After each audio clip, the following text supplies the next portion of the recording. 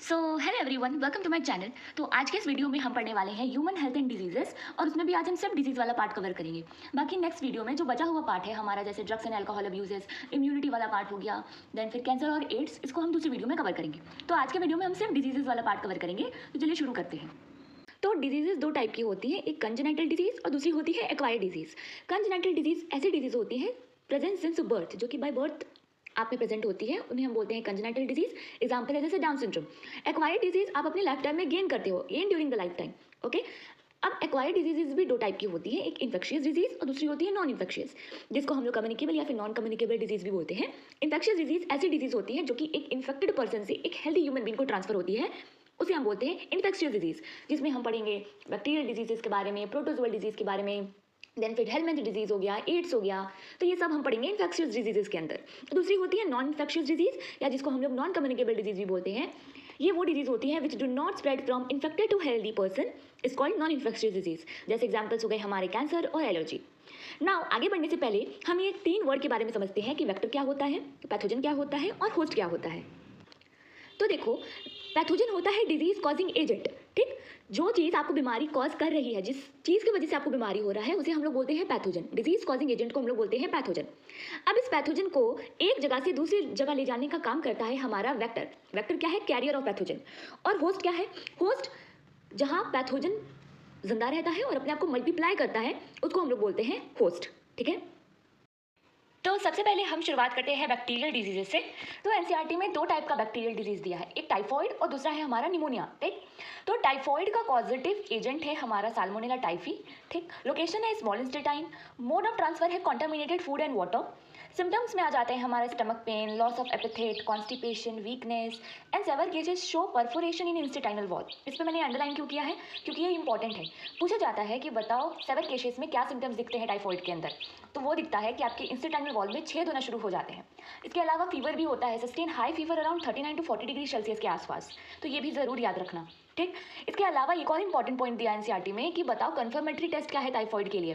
ठीक, अगर पेपर में पूछा कि बताओ कन्फर्मेटरी टेस्ट क्या है टाइफॉइड के लिए, तो वो है हमारा विडाल टेस्ट। ठीक, तो जैसा कि आप देख सकते हैं कि एनसीईआरटी में भी लिखा है typhoid fever could be confirmed by Widal test. Okay, इसके अलावा एक और स्टोरी दी है एनसीईआरटी में टाइफॉइड मैरी के बारे में, कि जो हमारी मैरी मेलॉन थी वो कुक थी बाय प्रोफेशन और कैरियर थी टाइफॉइड की। तो वो जो भी खाना बनाती थी उसको कॉन्टामिनेट कर देती थी वो, इसलिए उनको टाइफॉइड मैरी से जाना जाता था।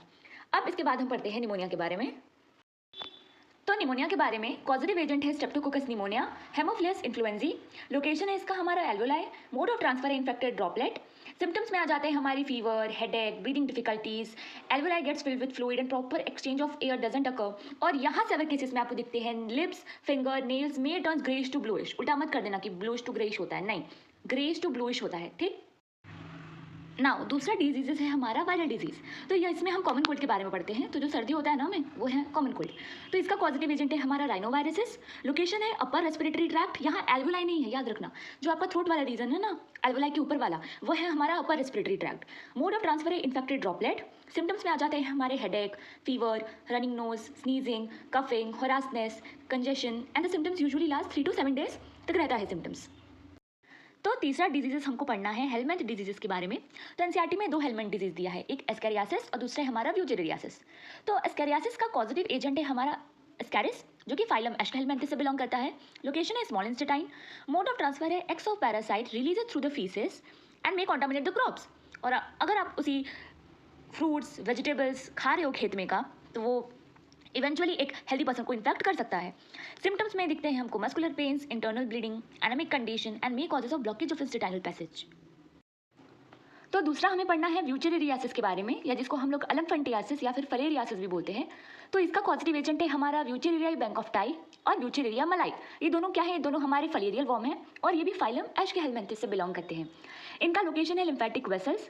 मोड ऑफ ट्रांसफर है फीमेल क्लूएक्स मॉस्किटो। सिम्टम्स में usually affect the lower body part, जैसे लेग्स हो गया और स्क्रोटम हो गया। स्क्रोटम मेल में होता है, तो जनरली ये लोअर बॉडी पार्ट को अफेक्ट करते हैं।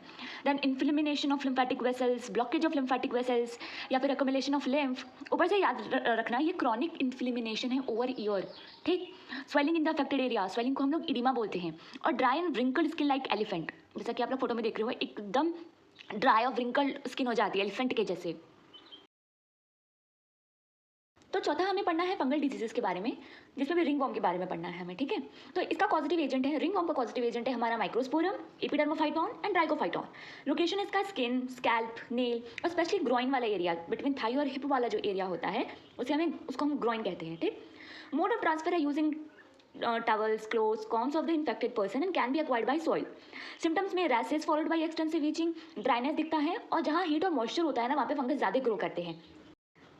तो जैसे आप एनसीईआरटी में देख सकते हो, ये एलम्फेंटियासिस का दिखा रखा है पिक्चर कि जहाँ पे ये स्वेलिंग दिख रहा है अफेक्टेड एरिया में, या फिर ड्राई हो गया है स्किन।